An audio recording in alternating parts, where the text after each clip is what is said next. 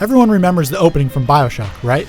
Your plane crashed, the water was on fire, and climbing into Rapture was your only option. Not so in Bioshock 2. Here you play as a Big Daddy 10 years after the original, and the start isn't quite as dramatic. You wake up on the city's floor, take a look at your hands, and notice your reflection in a pool of water, then trot off to see why you were lying around in the first place and what exactly it is that you're trying to do. Without giving away much of the plot, here's a little bit of what you'll run into near the beginning. The most obvious difference is that there's a giant drill on your arm, which can be useful for smashing aside splicers.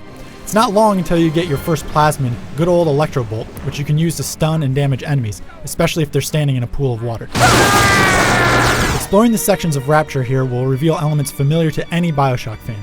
Text and images are still scrawled across Rapture's walls, little sisters still wander around, though this time they're more friendly since you're a Big Daddy.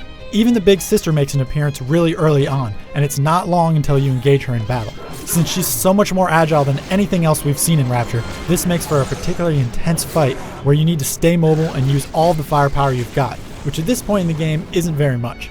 She scampers away eventually and you get a few new toys. The rivet gun shoots out projectiles or trap rivets that work sort of like proximity mines. You'll get a telekinesis plasmid so that you can grab a hold of objects and hurl them at enemies. A hack tool can fire darts from afar at things like security cameras to turn them friendly, and the new hacking minigame plays out in real time. The fact that you can wield plasmids and weapons simultaneously makes it easy to take advantage of all of your abilities, and it'll be interesting to see how that develops further into the game. One of the most intriguing parts of the intro bits is an underwater section where you actually go out onto the ocean floor and walk around.